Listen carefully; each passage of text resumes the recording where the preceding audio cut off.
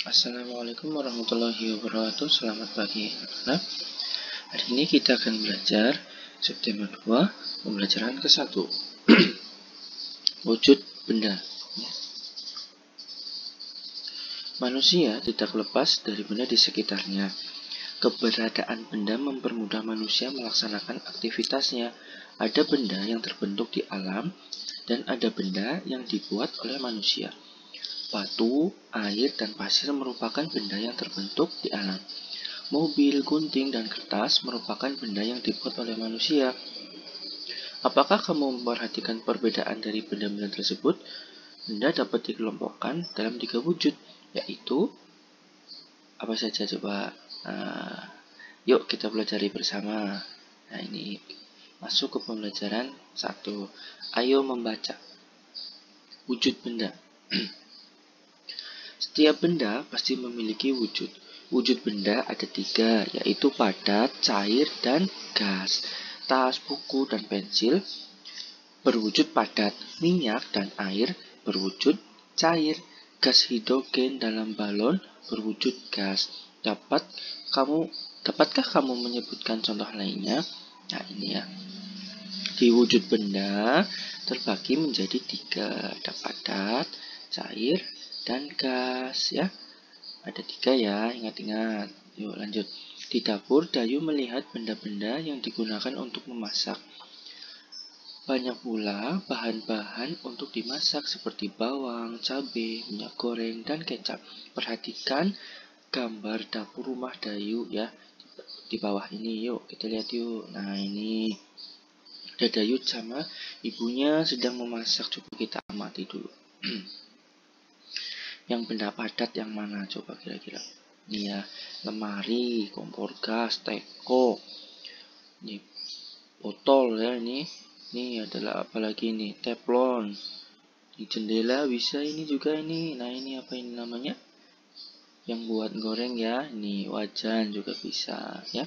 Terus kalau benda cairnya mana? Ini minyak ya, minyak goreng ya. Apa mungkin ini botol kecap juga bisa ya, kalau misal di dalamnya ada kecap. Nah, lalu kalau benda gasnya yang mana? Yang uap ini ya, uap ini juga ini ya. Lalu kita lihat yuk. Kamu telah mengamati gambar di atas. Kelompokkan benda-benda yang ada di dalam gambar sesuai wujudnya. Tuliskan hasil pengamatan dalam tabel berikut. Benda padat, contohnya apa aja di situ? Apa ya? Teflon ditulis di situ. Lalu apa lagi? Kompor. Lalu apa lagi? Ada wajan ya. Apa lagi? Botol. Dan lain-lain, masih banyak ya di situ ya. Lalu benda cairnya apa aja? Minyak ya, minyak. Lalu air yang di dalam teko ya, ini ya, bisa juga itu kan sedang rebus air. Nah, air. Lalu kalau benda gasnya kita isi di sini. Uap ya, uap. Di situ tuh menguap ya. Ini oksigen juga itu kan di dalam ruangan kita kan memang hirup oksigen. Nah, oksigen juga bisa seperti itu. Nah, oksigennya tidak terlihat tapi kita dapat menghirupnya ya, begitu bisa ya. Mungkin ini bisa ditambah lagi nanti ya kalau kalian mengamati lebih teliti. Nah, boleh. Ini sekedar contoh. Yuk lanjut. Ayo membaca. Amati lingkungan sekolahmu. Kamu dapat menemukan benda padat, cair, dan gas. Tuliskan benda-benda tersebut di dalam kotak ya. Karena kalian di rumah tadi sudah ini di dapurnya Dayu ya. Nggak saja ini dapur kalian. Kita lanjut saja ya. Nah, ini jawab yang ini saja yuk. Kamu telah mengamati benda-benda di sekitarmu. Jawablah pertanyaan berikut. Benda dikelompokkan ke dalam 3 wujud. Tuliskan ketiga wujud benda. Tadi apa saja? Padat, cair, dan gas. Nah, tuliskan 2 benda padat di sekitarmu. Coba yuk, benda padat apa saja? Contohnya, klik dulu di sini. Nah, meja, kursi, kompor, lemari, sepatu, dan sebagainya. Lalu apalagi? Tuliskan benda cair di sekitarmu. Apa saja yuk? Air, sirup, minyak, kecap, apalagi? Sampo cair ya, tapi tidak terlalu cair, tapi masuknya masih ke benda cair ya. Sampo sama seperti kecap itu ya. Tuliskan benda gas di sekitarmu. Coba apa saja? Maaf ya, sebentar. Nah, tulis di sini apa? Oksigen,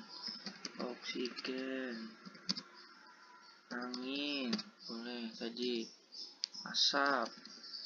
Nah, apa namanya itu? Kalau ada oksigen berarti biasanya ada karbon dioksida. Nah, ini contohnya ya. Jelas ya sampai sini ya. Lanjut yuk. Nah, ini ayo mengamati. Pernahkah kamu naik alat transportasi seperti pada gambar naik motor, pernah enggak? Pernah ya. Tahukah kamu termasuk ke dalam wujud benda apakah motor itu? Kalau motornya benda padat ya. Pada hari Minggu, Edo dibonceng ayah ke rumah nenek. Edo dibonceng ayah dengan motor. Perhatikan denah jarak ke rumah nenek berikut. Nah ini yuk, kita lihat dulu yuk gambarnya. Ini ada rumah Edo, rumah nenek, kebun binatang. Yang ditanyakan, Edo ke rumah nenek, rumah Edo ke rumah nenek. 5 km lebih 300 meter. Nah, ini jaraknya ya. Yuk kita baca dulu sini keterangannya. Jarak rumah Edo ke rumah nenek 5 km lebih 300 meter. Jarak ini dapat ditulis 5 km lebih 300 meter sama ya. Jarak dari rumah Edo ke kebun binatang 1523 meter. Satuan kilometer bisa ditulis km dan meter ditulis dengan m ya, adalah satuan untuk menyatakan jarak. 1 kilometer berapa meter? Berapa coba? 1000 ya. Nah, jadi kita lebih perjelas di sini. Nah, jarak rumah Edo ke rumah nenek 5 km lebih 300 meter. Berapa jarak rumah Edo ke rumah nenek dalam satuan meter? Lihat ini, 5 km tambah 300. 5 km ini dijadikan meter dulu.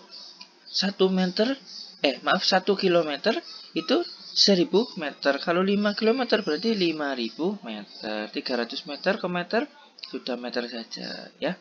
Nah, ini berarti 5 km ditambah 300 meter sama saja 5000 meter ditambah 3000 meter, jadi 5300 meter. Jadi jarak rumah Edo ke rumah nenek adalah 5300 meter. Kalau yang ini, jarak yang harus ditempuh Edo dari rumah ke kebun binatang 1523 meter. Berapa jarak rumah Edo ke kebun binatang dalam satuan kilometer dan meter? 1523. 1000-nya dulu 1000 meter ditambah 523 dijadikan kilometer. Nah, 1000-nya 1000 meter ke kilometer berarti 1. 523 meter ke meter tetap ya. Jadi 1 kilometer lebih 523 meter begitu. Jelas ya? Cukup mudah ya. Ada bermacam-macam bentuk bangunan. Juga bahan pembentuk bangunan tersebut. Perhatikan denah jarak antar bangunan di bawah ini. Tentukan jarak dalam satuan meter. Nah, jadikan meter ya.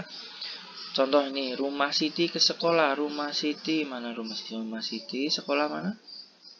Sekolah mana? Ini ya, sekolah ya. Nah, jaraknya ini 5 km lebih 100 meter. Nah, rumah Siti ke sekolah. Ya, itu kita tulis dulu di sini.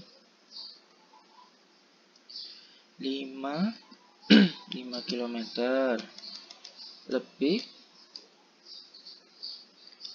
100 meter.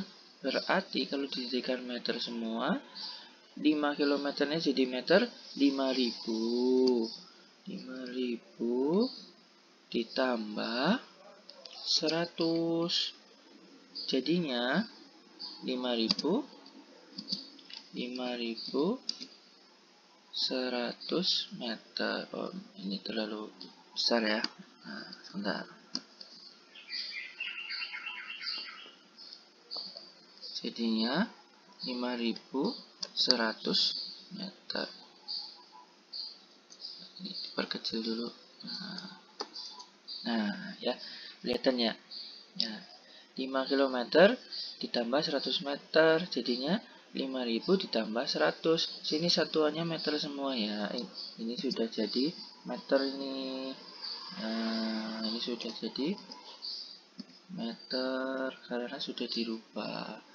Jadinya 5.100 meter. Coba ini yang nomor 2 sampai 5 ya. Kalian tulis di buku catatan ya untuk memperlancar latihan menghitungnya ya, sambil latihan nulis juga biar tulisannya tetap bagus. Oke, bisa ya? Bisa dong. Ya, lanjut ya. Alat ukur ada bermacam-macam, baik jenis maupun kegunaannya. Altimeter adalah alat yang digunakan untuk mengukur ketinggian suatu titik dari permukaan laut. Biasanya alat ini digunakan untuk mengukur tinggi pesawat saat terbang dari permukaan laut. Juga untuk mengukur tinggi gunung dan hal lain yang berhubungan dengan ketinggian. Perhatikan gambar berikut. Pesawat A 3000 meter, pesawat B 4325 meter. Berdasarkan gambar di atas, jawablah pertanyaan berikut. Berapa ketinggian pesawat A dalam satuan kilometer? Itu berapa? 3000 meter sama dengan 3 kilometer. Nah, lalu yang B, berapakah ketinggian pesawat dalam satuan kilometer? Oke, dalam satuan kilometer berarti ada berapa? 4.325 meter sama dengan dalam satuan kilo ya. 4 km lebih 325 meter. Seperti ini juga boleh ya. Seperti kita mengikuti contoh yang sudah ada dulu ya. Nah, supaya kalian tidak bingung. Lalu, berapakah perbedaan ketinggian pesawat B dibandingkan pesawat A? Perbedaan berarti kita nyari selisih. Itu berapa? 4.325 dikurangi 3.000. Nah, ini satuannya meter ya. Makanya kalau dikurangi meter ya, supaya bisa dikurangi. Itu dikurangi berarti selisihnya 1.325 25 meter. Nah, itu perbedaan ketinggiannya ya. Bisa ya. Lanjut. Pernahkah kamu memperhatikan gerakan tiupan angin? Angin adalah udara yang bergerak. Udara berwujud gas. Gas tidak terlihat namun dapat dirasakan. Tiupan angin ada yang kencang, lembut, dan sepoi-sepoi. Ada juga angin yang bertiup sangat kencang seperti angin topan, angin puting beliung, dan lain-lain. Sekarang, kamu bergerak seolah-olah seperti kertas yang tertiup angin. Perhatikan gambar berikut. Gerakan angin sepoi-sepoi bergeraklah dari kiri ke kanan ya. Bergeraknya lemah berarti pelan ya. Jika angin kencang, bergeraklah dengan hentakan yang kuat dari kiri ke kanan. Jika angin puting beliung, bergeraklah berputar.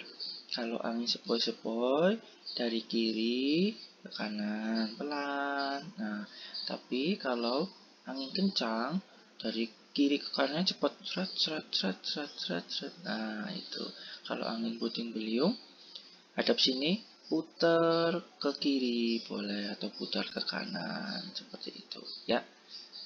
Lalu, Dengan mengikuti gerakan di atas, kamu dapat membedakan gerak kuat dan lemah. Dalam tarian, selain gerak tangan, ada juga gerakan langkah kaki. Gerakan tangan dan kaki harus selaras dengan irama yang mengiringi. Sekarang coba kamu berlatih gerakan kaki terlebih dahulu. Iringilah dengan lagu yang kalian suka. Berlatihlah gerakan kaki dengan gerakan lembut seperti pohon yang melambai ditiup angin sepoi-sepoi dan gerakan pohon yang ditiup angin kencang. Nah, ini kakinya pertama nempel dulu ya. Nah, lalu diangkat satu, dihentakkan. Diangkat satu, dihentakkan seperti itu.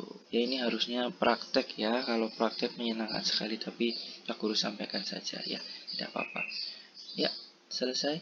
Demikian materi hari ini. Terima kasih atas perhatiannya. Wassalamualaikum warahmatullahi wabarakatuh.